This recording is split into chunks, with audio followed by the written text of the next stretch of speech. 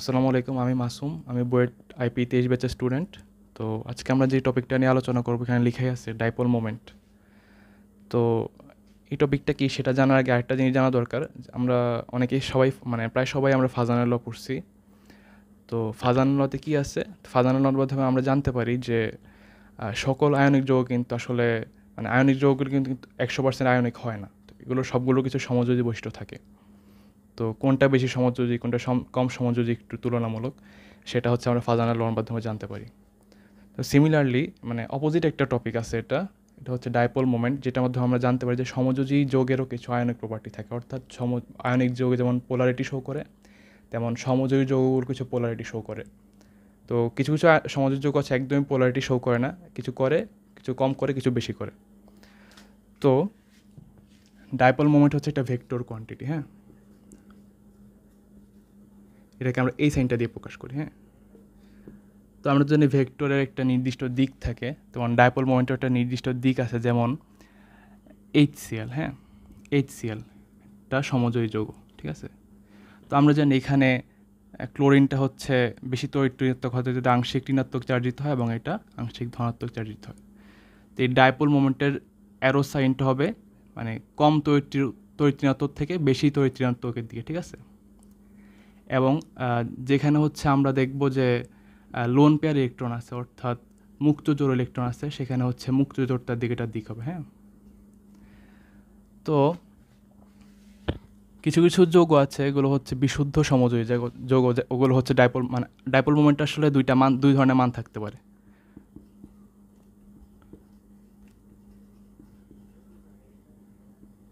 এটা দুই ধরনের মান থাকতে পারে। এটা হচ্ছে হয় নন জিরো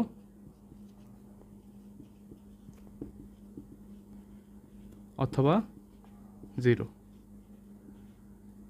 ডাবল মোমেন্টকে আমরা এই সাইনটা দিয়ে প্রকাশ করি। হ্যাঁ, এই যে মিউ সাইনটা দিয়ে প্রকাশ করি। তো যে যদি ডাইপোল মোমেন্টের মান হয় জিরো, তাহলে যৌগটা হচ্ছে নন পোলার, বা এটাকে আমরা বিশুদ্ধ সমযোজী যৌগ বলতে পারি। এবং এটার মান যদি নন জিরো হয় তাহলে এটা হচ্ছে একটা পোলার যৌগ, বা এটার মধ্যে পোলার বৈশিষ্ট্য থাকবে, এটা আয়নিত হবে। তো যেমন আমরা যেমন জিরো মান ওলা কোনো যৌগ দেখতে চাই, যেমন হচ্ছে আমরা দেখতে পারি H2, যার হচ্ছে দুইটারই ইলেকট্রোনেগেটিভিটির মান সমান, এই কারণে এখানে হচ্ছে ডাইপোল মোমেন্ট জিরো, সুতরাং এটা হচ্ছে অপোলার যৌগ, ঠিক আছে।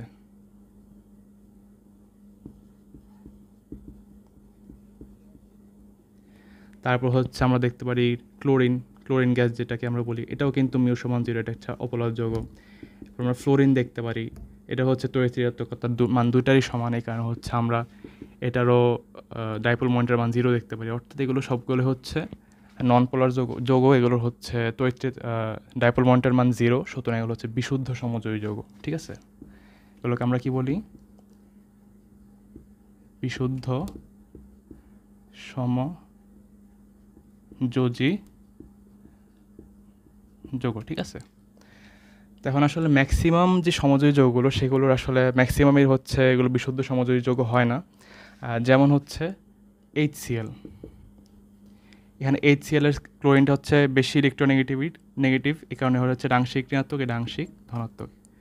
এটা ডাইপোল মোমেন্টের দিকটা হবে এটা, সুতরাং এটা হচ্ছে ডাইপোল মোমেন্টের মান জিরো হবে না, সুতরাং এটা হচ্ছে পোলার প্রপার্টি শো করবে। আবার আমরা দেখতে পারি হাইড্রোজেন ফ্লোরাইড, এটারও কিন্তু মানে ফ্লোরিনের তড়িৎ ঋণাত্মকতার মান বেশি, কারণ এটা আংশিক ঋণাত্মক, এটা আংশিক ধনাত্মক। তো এটারও ডাইপোল মোমেন্টের মান জিরো হবে না, এটাও একটা পোলার যৌগ হবে, ঠিক আছে। এটা পোলারিটি শো করবে, যেহেতু আংশিক ধনাত্মক আংশিক ঋণাত্মক আমরা দেখতে পাইতেছি। এখন আমরা একটা সূত্র পড়ব, যে আমরা এটা রেখে দিই। হ্যাঁ, একটা সূত্র পড়বো যে dipole moment equals to E into D. মানে ই দ্বারা আমরা বোঝাচ্ছি চার্জ, এবং ডি দ্বারা আমরা বুঝাইতেছি বন্ধন দূরত্ব, ঠিক আছে।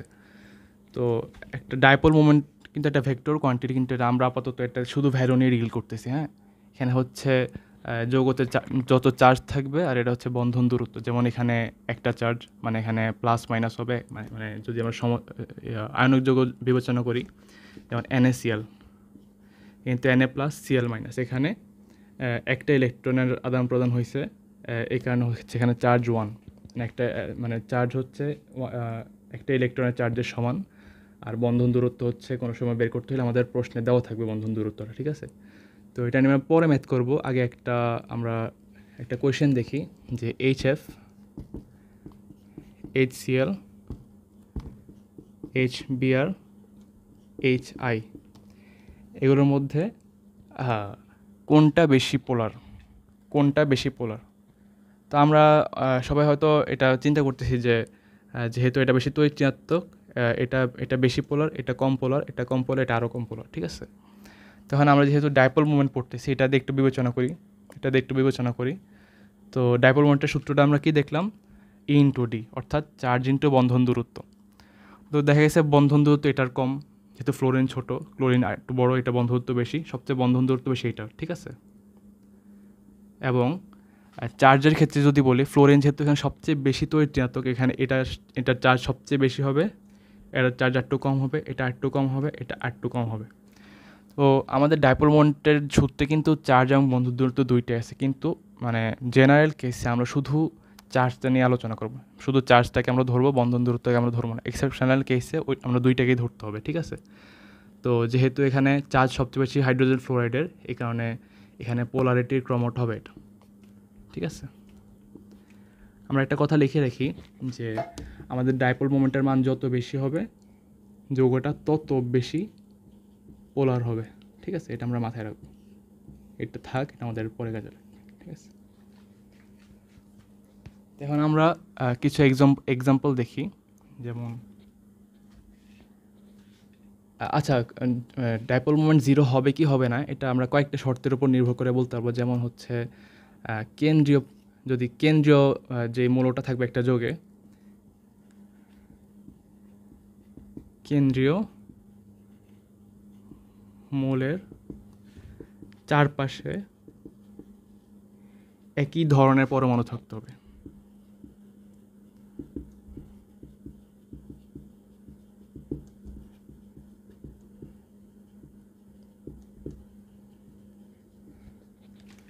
দ্বিতীয়ত, কেন্দ্রীয় মৌলে কোনো লোন পেয়ার ইলেকট্রন থাকতে পারবে না, ঠিক আছে? তো এই দুইটা শর্ত মাথায় রেখে আমরা কয়েকটা এক্সাম্পল দেখি, হ্যাঁ? তো আমি কয়েকটা এক্সাম্পল একটা লিখেছি, তোমরা আমার সাথে সাথে লেখো। BeCl2, AlCl3, CCl4, CH3Cl, তারপরে আমরা আরও লিখব PCl5, SF6, H2O, NH3, তারপরে মিথেন, তারপরে আমরা আরও লিখব XCF2 এবং এখানে লিখি XCF4, ঠিক আছে? তো আমরা শুরু থেকে আলোচনা করি। যেমন এই যে ফার্স্ট যৌগটা যেটা BaCl2, ঠিক আছে? এটা যদি আমরা গঠন আঁকি, গঠনটা হবে এমন অনেকটা Cl। এখানে আমরা দেখতেছি যে যেটা কেন্দ্রীয় পরমাণু, এটা দুই পাশে একই ধরনের মৌল আছে, একই ধরনের পরমাণু আছে, এবং এটার কিন্তু কোনো মুক্তজোড় ইলেকট্রন নাই। তোমরা হিসাব করে দেখবে এটার কোনো মুক্তজোড় ইলেকট্রন নাই, সুতরাং এটার ডাইপোল মোমেন্ট হবে 0, অর্থাৎ এটা একটা অপোলার যৌগ। তারপরে আমরা আরও দেখব যে AlCl3, এটার স্ট্রাকচারটা কেমন। Cl থাকবে, Cl, এটারও কিন্তু কোনো মুক্তজোড় ইলেকট্রন নাই কেন্দ্রীয় পরমাণুতে, এবং তিন পাশে যেহেতু একই ধরনের পরমাণু সেই কারণে এটারও ডাইপোল মোমেন্ট সমান 0, ঠিক আছে? CCl4 যেটা, এটার আপাতত আমরা মানে ওই যে টেট্রাহেড্রাল যে স্ট্রাকচারটা সেটা না কি আমরা নর্মাল একটা স্ট্রাকচার রাখি, Cl, যেহেতু এখানে কেন্দ্রীয় পরমাণু কার্বনের কোনো মুক্ত ইলেকট্রন নাই এবং চারপাশে সেম ধরনের পরমাণু আছে, সে কারণে এটারও কিন্তু ডাইপোল মোমেন্ট 0 এবং এটা একটা অপোলার যৌগ। ঠিক আছে,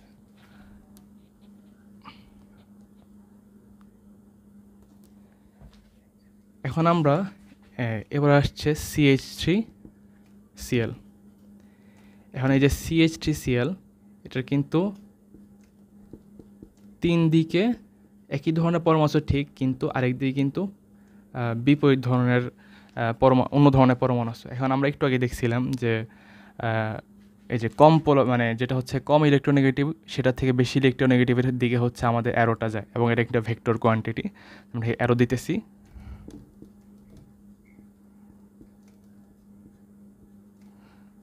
যেহেতু কার্বন থেকে ক্লোরিন বেশি ইলেকট্রোনেগেটিভ, সুতরাং অ্যারোটা দিকে দিচ্ছি। এখন আমরা খেয়াল করলে দেখবো যে এখানে কিন্তু কোনোভাবেই যে ভেক্টরের যে লব্ধি সেটা শূন্য হবে না। ঠিক আছে, এটা কখনোই শূন্য হবে না, এবং যেহেতু পরমাণুগুলো এক না, এই কারণে হচ্ছে এটার ডাইপোল মোমেন্ট 0 হবে না, সুতরাং এটা পোলারিটি শো করবে। ঠিক আছে, এটা আয়নিক প্রপার্টি শো করবে। তারপর আমরা দেখি PCl5। তো এটা আমরা যারা পড়ছি, আমরা যারা সংকরায়ন পড়ছি, তারা জানে যে PCl5 সেটার আকৃতি হচ্ছে, যেহেতু এখানে কোনো মুক্ত ইলেকট্রন না এবং 5টা এক্সোজি মূলক যুক্ত আছে, অথবা 5টা সিগমা বন্ড আছে এখানে, এই কারণে হচ্ছে এটার স্ট্রাকচার হচ্ছে ত্রিভুজাকার দ্বিপিরামিড। ঠিক আছে, এটা স্ট্রাকচারটা অনেকটা এমন, এই যে একদিকে Cl, এদিকে Cl, এদিকে Cl, উপরে Cl এবং এর নিচে Cl। এই Cl তিনটা কিন্তু একটা সমতলে থাকবে। ঠিক আছে, একটা সমতলে থাকবে। তো একটা সমতলে থাকার কারণে এরা হচ্ছে পরস্পর 120 ডিগ্রি কোণ অবস্থান করবে, এবং লামির উপপাদ্য অনুসারে এখানে ডাইপোল মোমেন্ট 0 হবে এই তিনটার মধ্যে। আর এই দুইটা যেহেতু অপোজিট সাইডে আছে, এখানে ডাইপোল মোমেন্টও 0 হবে, সুতরাং এটার লব্ধি যে ডাইপোল মোমেন্ট সেটা হচ্ছে 0, এই কারণে এটা হচ্ছে একটা অপোলার যৌগ। তো SF6ও সেমভাবে আমরা ব্যাখ্যা করতে পারবো PCl5 এর মতো। আমরা আসি H2O-তে। হ্যাঁ, H2O-তে কিন্তু দুইটা মুক্ত ইলেকট্রন আছে। ঠিক আছে, H2O স্ট্রাকচারটা হচ্ছে এমন, মুক্ত ইলেকট্রন এখানে একটা এবং এখানে একটা মুক্ত ইলেকট্রন। তো আমরা দেখছিলাম যে এটা ফার্স্টের হচ্ছে কম ইলেকট্রোনেগেটিভ থেকে বেশি ইলেকট্রোনেগেটিভ এরোটা, এখানেও। এবার আরেকটা দেখছি যে মুক্ত জোরের দিকে আমরা ডাইপোল মোমেন্টের দিকটা দিই। এবার বলতো এটার লব্ধি কখনো 0 হবে? এটার লব্ধি কখনো 0 হওয়া পসিবল? মানে সবগুলো কিন্তু একটা লব্ধি তুমি পাবেই, এই বরাবর তুমি একটা লব্ধি পাবে, এই কারণে এটার dipole moment, net dipole moment not equals to 0। সুতরাং পানি কিন্তু একটা পোলার যৌগ, আমরা সবাই জানি। একইভাবে NH3 একটা ডাইপোল মোমেন্ট আছে, একটা মুক্ত জোর ইলেকট্রন আছে, এই কারণে এটাও হচ্ছে dipole moment not equals to 0, একটা পোলার যৌগ। একইভাবে যদি এটা আঁকি আমরা, মিথেন CH3 এরা যাবে এভাবে, এবং এখানে হচ্ছে আমরা দুইটা মুক্ত ইলেকট্রন পাবো পানির মতোই। সুতরাং দেখতে পাচ্ছ এটার আর পানির স্ট্রাকচার সেম, এই কারণে এটারও dipole moment, net dipole moment not equals to 0, এই কারণে এটা একটা পোলার যৌগ হবে। তো আমি তো তোমাদেরকে অনেকগুলোই দেখাই দিছি, এবার লাস্টের দুইটা তোমরা আমাকে বলবা। ঠিক আছে, ভিডিওটা একটু পজ করে বলো তো যে XCF2 এবং XCF4 এই দুইটা কি পোলার হবে নাকি পোলার হবে না, অথবা এটা কি ডাইপোল মোমেন্ট 0 হবে নাকি 0 হবে না। তো XCF2 যেটা, সেটা আমাদের মানে এখানে কিন্তু 3টা মুক্ত ইলেকট্রন আছে। হ্যাঁ, এটা তোমরা খেয়াল করলে দেখবে এখানে 3টা মুক্ত ইলেকট্রন আছে। তো আমাদের এই যে দুইটা লাইন লিখে দিয়েছি, এটা অনুসারে কিন্তু এটা একটা অপোলার, একটা পোলার যৌগ হওয়ার কথা, যেহেতু এখানে মুক্ত ইলেকট্রন আছে, সুতরাং ডাইপোল মোমেন্ট 0 হবে না। কিন্তু আসলে XCF2 যে স্ট্রাকচারটা যদি আমরা দেখি, XCF2 স্ট্রাকচারটা হচ্ছে এমন, দুই পাশে F এবং 3 পাশে 120 ডিগ্রি কোণে এই যে মুক্ত ইলেকট্রনগুলো অবস্থান করে, যেগুলো হচ্ছে পরস্পর ডাইপোল মোমেন্টগুলোকে নিষ্ক্রিয় করে দেয়। ঠিক আছে, এই কারণে XCF2 একটা অপোলার যৌগ। ঠিক আছে, যেহেতু এটা ডাইপোল মোমেন্ট 0। সেমভাবে XCF4ও কিন্তু একটা অপোলার যৌগ, কারণ এটা স্ট্রাকচারটা কেমন, এখানে 4টা ফ্লোরিন হচ্ছে একই সমতলে থাকবে, শুধু 90 ডিগ্রি কোণে, কারণ হচ্ছে যে ডাইপোল মোমেন্টগুলো পরস্পরকে নিষ্ক্রিয় করে দিবে এবং দুইটা মুক্ত জোট যেহেতু এখানে থাকবে, সুতরাং এটাও পরস্পরকে নিষ্ক্রিয় করে দিবে। এই কারণে এটার ডাইপোল মোমেন্ট 0, এই কারণে এটা হচ্ছে একটা অপোলার যৌগ। ঠিক আছে, তো আমরা প্রায় উদাহরণের শেষ প্রান্তে চলে আসছি। আমরা এখন অর্গানিক থেকে কয়েকটা উদাহরণ দেখব। আমরা অনেকেই অর্গানিকে সিস ট্রান্স সমাণু পড়ছি, গাঠনিক যে সমানতা সেখানে। তো না পড়লেও সমস্যা নেই, আমি একটু ছোটো করে দেখাই দিচ্ছি। এই যে এ হচ্ছে C H H F, CL দিয়ে দেখি, সিএল সিএল। তো এবং সিমিলার টাইপের যৌগ, আণবিক সংকেত same, H H CL CL. তো এখানে এটা কিন্তু দুইটার কিন্তু আণবিক সংকেতে সেম, C2H2Cl2, কিন্তু কিন্তু এখানে ব্যাপারটা হলো যে এখানে একই দিকে যখন মানে একই দিকে একই ধরনের পরমাণু যখন থাকে সেটাকে আমরা বলি সিস সমাণু, এবং যদি বিপরীত দিকে সেম টাইপের পরমাণু থাকে তাহলে আমরা তাকে বলি ট্রান্স সমাণু। ঠিক আছে, এখন যদি ডাইপোল মোমেন্ট অ্যারোগুলো আমরা আঁকি তাহলে এমন হবে অনেকটা, যে কম ইলেকট্রোনেগেটিভ থেকে বেশি ইলেকট্রোনেগেটিভ। এর কিন্তু ডাইপোল মোমেন্ট 0 হবে না, তোমরা দেখতে পারতো, সেটা একটা লব্ধি থাকবে, নট ইকুয়ালস টু 0। এবং এটার হচ্ছে এই বরাবর একটা অ্যারো, এ বরাবর অ্যারো, এ বরাবর অ্যারো। আশা করি বুঝতে পারছো স্যারগুলো। এখন দেখো দুই পাশে কিন্তু সেম ধরনের ডাইপোল মোমেন্ট কাজ করতেছে, এখানে সেম, এটার বিপরীত কিন্তু মানে সমান, এটাও বিপরীত কিন্তু মানে সমান। এই কারণে এটার ডাইপোল মোমেন্ট হবে, নেট ডাইপোল মোমেন্ট হবে 0। সুতরাং এটা একটা অপোলার যৌগ হবে এবং একটা পোলার যৌগ হবে। ঠিক আছে, তো আমরা এখান থেকে একটা জিনিস বলতেই পারি যে ট্রান্স সমাণুর পোলারিটি হচ্ছে সি সমাণু থেকে বেশি কম, অর্থাৎ সি সমাণুর পোলারিটি ট্রান্স সমাণু থেকে বেশি। ঠিক আছে, পোলারিটি ট্রান্স থেকে বেশি। তো এটার পর আমরা এই সিস ট্রান্সের আরেকটা উদাহরণ দেখি, সেটা হচ্ছে C double bond C H H CL CH3, C double bond C H H CL CH3। তো আমরা আগের উদাহরণ থেকে দেখতেছি যে এটা হচ্ছে ট্রান্স, যেহেতু একই ধরনের পরমাণু বিপরীত দিকে আছে, এবং এটা হচ্ছে সিস, যদি এটা অন্য নাম আছে সেটা আপাতত লাগবে না। তো এখানে যদি আমরা অ্যারোগুলো আঁকি,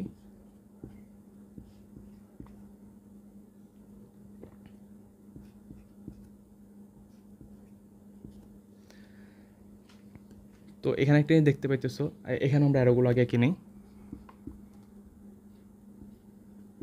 তো সিএল, হ্যাঁ,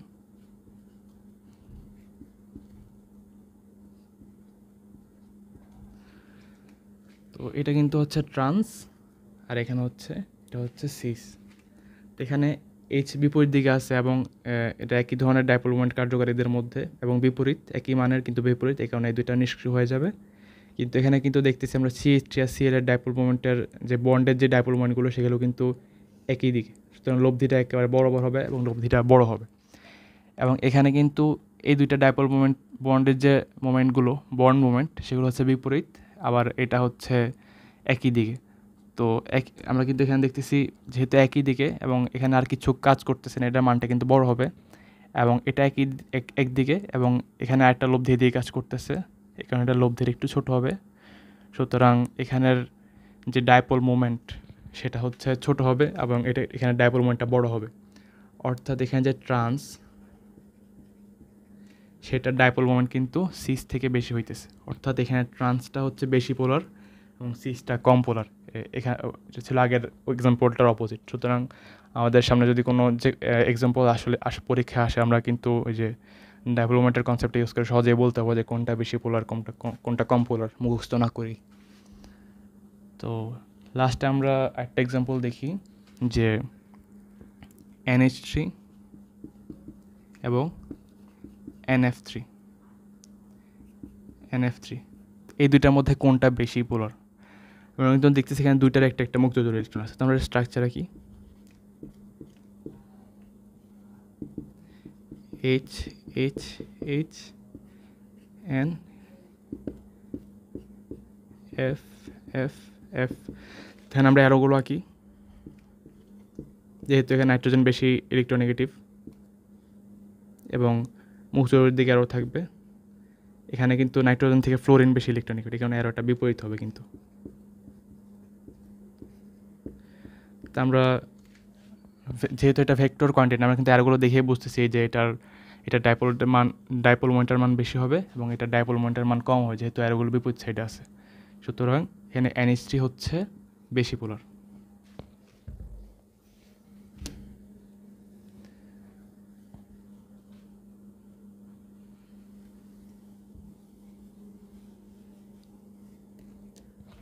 তো ডাইপোল মোমেন্ট যে আসলে শুধু সমযোজী যোগের ক্ষেত্রে ইউজ হয় ব্যাপারটা এমন না, এটা হচ্ছে আয়নিক যোগের আয়নিক প্রপার্টি, মানে কত পার্সেন্ট আয়নিক প্রপার্টি আছে সেটা বের করতে কিন্তু এটা কাজে লাগে।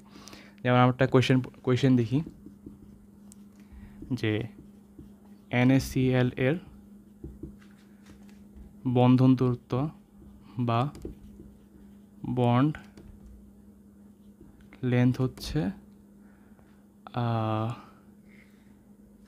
সম্ভবত 2.36 অ্যাংস্ট্রম, এবং এটার যে ডাইপোল মোমেন্ট, আমি একটু শর্টে লিখি, ডাইপোল মোমেন্টের মান হচ্ছে 11.5, ঠিক আছে, 11.5 ডিবাই মানে কি আমরা একটু পরে বলতেছি। তো NaCl এর আয়নিক প্রপার্টি কত? NaCl এর আয়নিক পার্সেন্টেজ প্রপার্টি কত পার্সেন্ট, ঠিক আছে। তো আমরা ম্যাথটা এখন করব। তো এই কোয়েশ্চেনটা দেখেই আসলে সবার বুঝে যাওয়া উচিত যে এখানে যে NaCl এর ডাইপোল মোমেন্ট বলছে 11.5 ডিবাই, এটা কিন্তু থিওরিটিক্যাল ডাটা, ঠিক আছে, এটা কিন্তু থিওরিটিক্যাল ডাটা, এবং এটা কিন্তু তোমার আচ্ছা এটা হচ্ছে 8.5 হবে, হ্যাঁ এটা হচ্ছে 8.5 হবে। এটা কিন্তু সবাই দেখেই বুঝে যাওয়া উচিত যে এখানে যে 8.5 ডিবাই আছে এটা হচ্ছে NaCl এর যেই আমরা ডাইপোল মোমেন্টটা মাপছি, এটা কিন্তু প্র্যাকটিক্যাল, ঠিক আছে, এটা কিন্তু থিওরিটিক্যাল না। থিওরিটিক্যালটা বের করার জন্য আমাদের এখানে ইনফরমেশন দিচ্ছি যেটা আমরা সূত্র দিয়ে বের করব। তো এখানে কিন্তু ডিবাই একটা একক আছে, আমরা দেখি 1 ডিবাই সমান 10⁻⁻18 ESU সেন্টিমিটার। সুতরাং এখানে কিন্তু ডাইপোল মোমেন্ট বের করার সময় আমরা এককগুলো ESU সেন্টিমিটারে রাখবো। তো NaCl এর ডাইপোল মোমেন্টটা আমরা বের করি, যেটা হচ্ছে থিওরিটিক্যাল নলেজটা বের হবে এখান থেকে। আমরা জানি E × D অর্থাৎ চার্জ ইনটু বন্ধন দূরত্ব। চার্জটা কত জানি?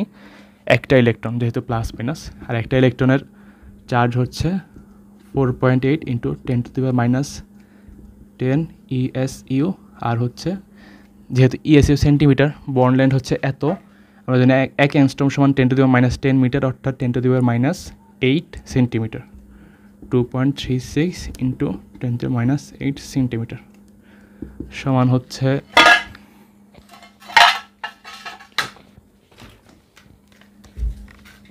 মাপি, এটা হচ্ছে 4.8 × 10⁻10 × 2.36।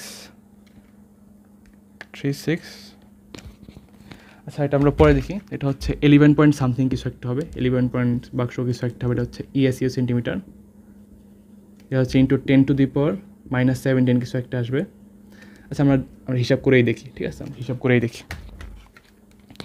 এটা হচ্ছে 4.8 10⁻10 × 2.36 10⁻8, এটা হচ্ছে 1.13 × 10⁻17 ESU সেন্টিমিটার। যদি আমরা এটাকে ডিবাই কনভার্ট করতে চাই তাহলে হচ্ছে এটা 0.1 ঘর ডানে চলে আসবে, 11.3 ESU সেন্টিমিটার অথবা ডিবাই।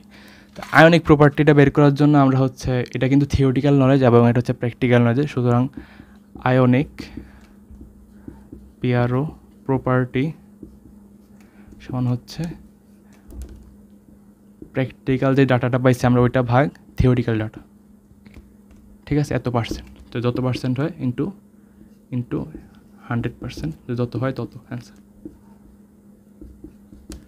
তো আজকের ক্লাসটা এই ম্যাথের মাধ্যমে আমাদের এখানে শেষ হয়েছে। তো আশা করি ডাইপোল মোমেন্টের ব্যাপারটা সবার ক্লিয়ার হয়েছে। তারপর যদি কারো কোনো কোয়েশ্চেন থাকে কমেন্টে জানাইতে পারো। আর ক্লাস শেষ হওয়ার আগে একটা পরামর্শ, যে সারা বিশ্বের সকল মুসলিমরা কিন্তু আমাদের ভাই, আমাদের বোন। তো ফিলিস্তিনে কিন্তু আমাদের ভাই বোনরা নিপীড়িত হচ্ছে, আমাদের আসলে কিছু করার নেই, আমরা অক্ষম। কিন্তু আমরা যেভাবে পারি তাদেরকে সাহায্য পাঠাবো।